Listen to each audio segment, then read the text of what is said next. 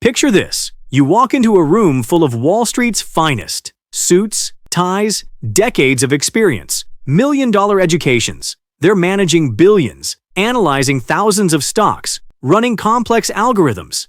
And yet, 95% of them will lose to a strategy so simple your grandmother could understand it in 5 minutes. What Wall Street won't tell you: 3 basic ETFs can beat almost everything they throw at you. Today, I'm pulling back the curtain on the investment industry's best-kept secret and showing you exactly how to build serious wealth with breathtaking simplicity. Here's a story that'll blow your mind.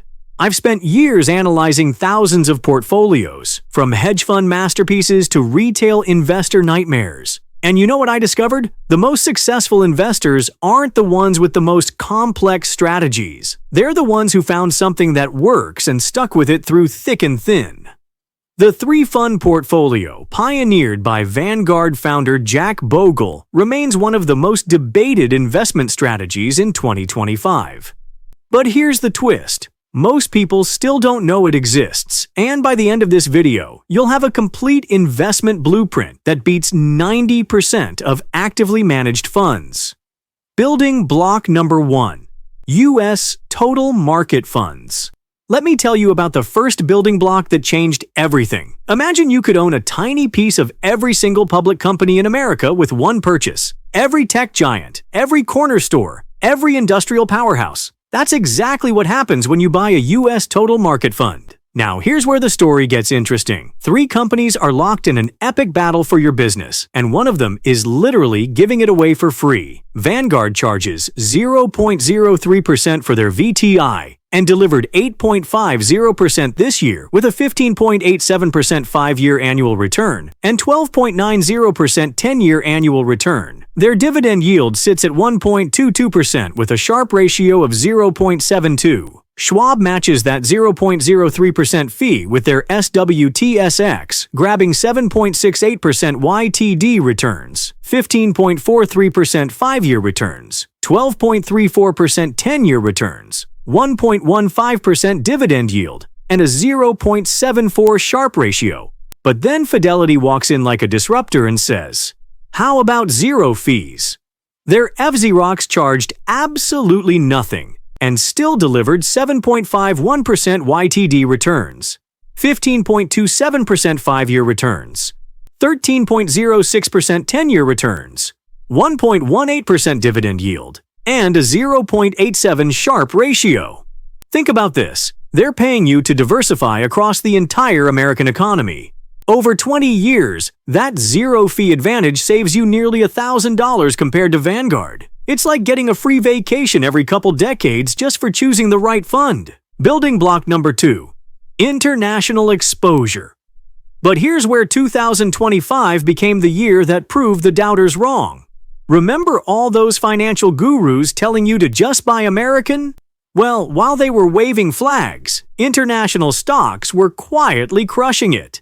Picture the investing world as a giant casino, and everyone's betting on the American roulette table while completely ignoring the international tables where the real action was happening. International stocks delivered a stunning 21.85% return, while U.S. stocks managed just 8.50%. That's not a small difference. That's the difference between a good year and a great year.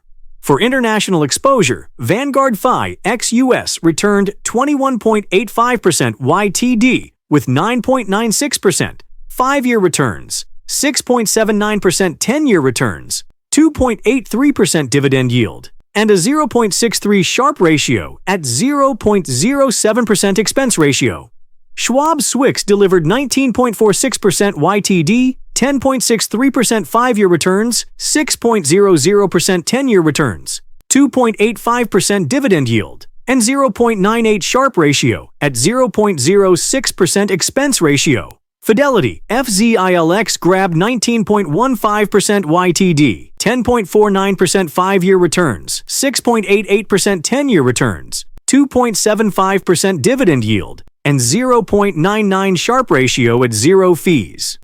Once again, Fidelity plays the zero-fee card and wins the cost game. It's like watching your neighbor's lawn grow green while yours stays brown because you refuse to water the whole yard. Building block number 3. The bond component. Now comes the part of the story that nobody wants to hear, but I'm going to tell it anyway. Bonds.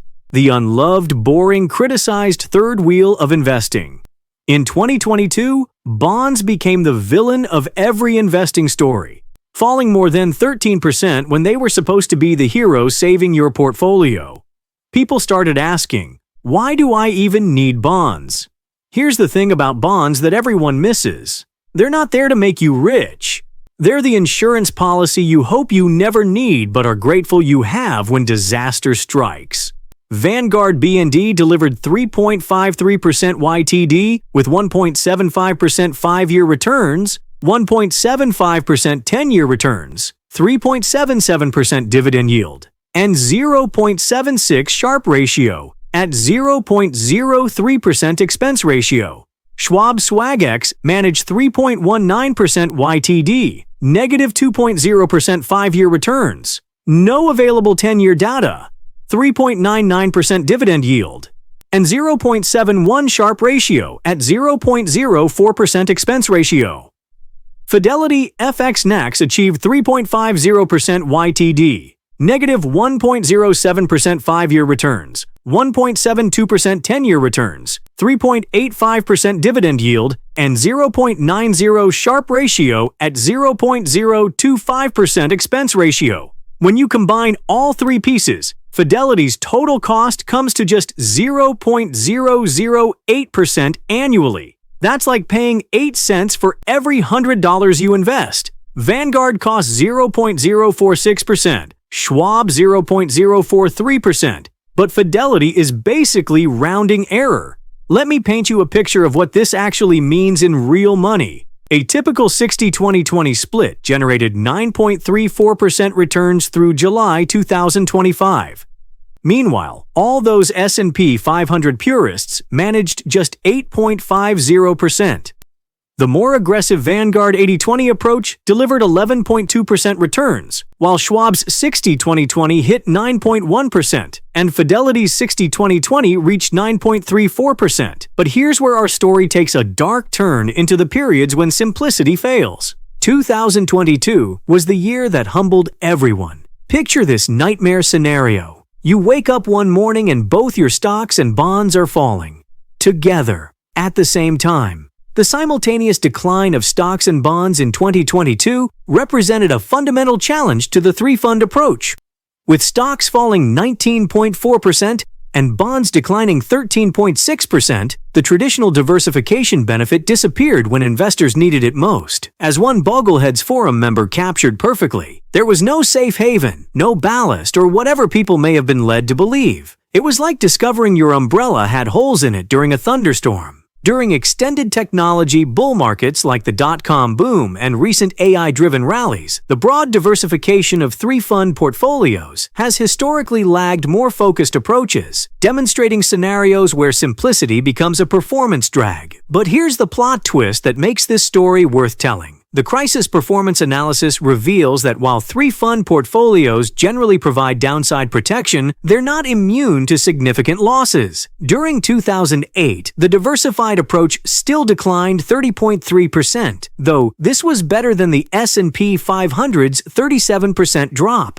That 7% difference was the difference between surviving and thriving, between staying invested and panic selling at the bottom. During the 2002 dot-com crash, 2020 COVID crisis, and 2018 rate hikes, the three-fund approach consistently provided better downside protection than concentrated strategies. Now, every good story has its critics, and ours is no different. Enter the sophisticated investors, the ones who roll their eyes at simplicity. Financial advisors and portfolio managers frequently criticize three-fund portfolios for excluding important asset classes. Real estate investment trusts, commodities, and value-tilted funds are notably absent from the traditional framework.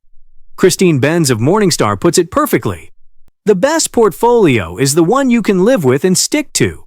acknowledging that simplicity may come at the cost of optimal diversification. Ben Felix, a prominent portfolio manager and YouTube educator, advocates for factor-based enhancements to traditional indexing. His research suggests that tilting towards size, value, and quality factors can improve risk-adjusted returns over time. Felix notes that capturing the returns of the market is probably the smartest thing to do, but argues for more sophisticated factor exposure within index fund frameworks. The fundamental assumption underlying three-fund portfolios, that stocks and bonds maintain negative correlation, has broken down during critical periods. J.P. Morgan research indicates that stock-bond correlation shifts based on interest rate levels, with the threshold changing from 4.5% in 1965 to 2009 to 3.6% post-2009. When rates fall below these levels, stocks and bonds tend to move together, reducing diversification benefits. Critics also point to potential overconcentration in developed markets and traditional sectors. The international component heavily weights developed European and Japanese markets while underweighting emerging economies. This geographic bias may limit exposure to higher growth regions over time. But here's where the story becomes personal with age-based allocation strategies. In your 20s and 30s, you're the protagonist in an action movie, taking risks and chasing growth with 80-20-0 or 90-10-0 allocations for aggressive growth focus. You can afford to be aggressive because time is your superpower. Hit your 40s and you become the wise mentor character, balancing growth with stability at the classic 60-20-20 allocation. By your 50s and beyond, you're the seasoned veteran who's seen enough market cycles to appreciate safety, shifting to 50-25-25 or 40-30-30 for increasing stability. These allocations should be adjusted based on individual risk tolerance, income stability, and retirement timeline, rather than followed rigidly. The account placement strategy reads like a chess game with tax efficiency at its core.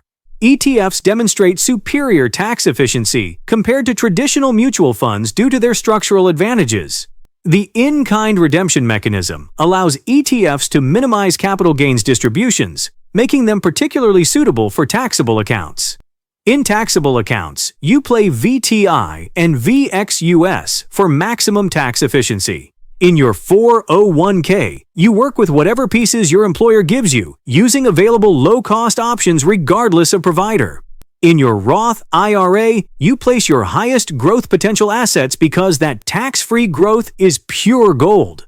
Vanguard's ETF and mutual fund share classes offer identical tax efficiency, providing flexibility for investors who prefer automatic investing features. Here's the moment in our story where the numbers become staggering with the long-term fee impact. The power of low fees compounds significantly over time, representing one of the strongest arguments for three-fund portfolios. Take $100,000 and invest it for 20 years. With Fidelity's approach, you'll pay $167 in total fees. With Vanguard's three-fund approach, you'll pay $960. With Schwab, you'll pay $898. With a typical active portfolio at 0.85% expense ratio, you'll pay $17,745. With an advisor-managed portfolio at 1.25%, you'll pay $26,125. That's not a typo. The difference between the cheapest and most expensive approach is over $25,000. This cost advantage often overwhelms any potential alpha generation from active strategies, supporting Jack Bogle's famous assertion, "The goal of the non-professional should not be to pick winners, but to own a broad basket." The net returns after fees tell the complete story. Fidelity's approach delivers 9.71% net returns. Vanguard achieves 9.67%. Schwab hits 9.68%. Typical active portfolios manage just 8.87%. And advisor-managed portfolios struggle to 8.47%. These differences compound dramatically over decades, turning fee advantages into retirement-changing wealth. Now comes the part where I challenge you to become the hero of your own investing story with the Viewer Challenge segment. Look at your current portfolio right now. Count every fund, every stock, every investment you own. Could you achieve the same diversification with just these 3 ETFs? This isn't about perfection. It's about liberation. Here's your simplification framework. First, list all your current holdings. Second, identify overlap and redundancy. Third, calculate total expense ratios. Fourth, compare to three-fund equivalent. Fifth, consider tax implications of switching.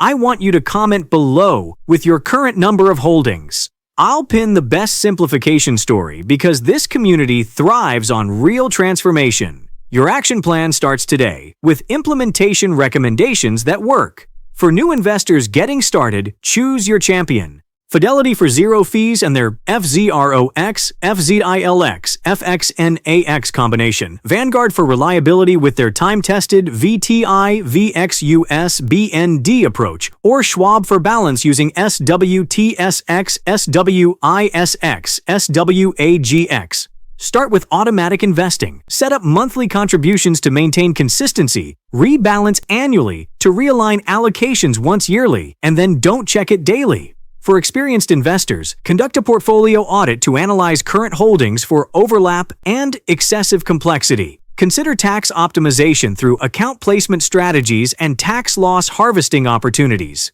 Evaluate whether factor tilts like value, size, and quality actually align with your goals, and calculate total expense ratios compared to three-fund alternatives. Here's the ending to our story that captures the conclusion and future considerations. The three-fund portfolio remains a powerful foundational strategy for both beginning and experienced investors in 2025.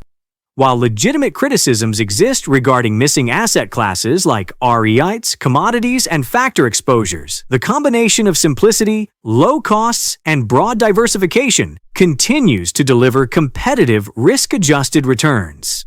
The key insight from this comprehensive analysis is that portfolio optimization exists on a spectrum between simplicity and sophistication. The three-fund approach deliberately chooses simplicity, recognizing that investor behavior often matters more than marginal portfolio improvements. As Warren Buffett noted, wide diversification is only required when investors do not understand what they are doing. Yet for most investors, this broad diversification provides an optimal balance of return potential and behavioral sustainability. For 2025 and beyond, the most successful implementation of three-fund portfolios will likely involve starting with the basic framework and gradually adding sophistication as investor knowledge and portfolio size increase. The foundation of low costs, broad diversification, and disciplined rebalancing remains as relevant today as it was when Jack Bogle first popularized index investing decades ago. While you're researching the perfect factor tilt or chasing the next hot sector, this boring portfolio quietly beats 90% of the professionals.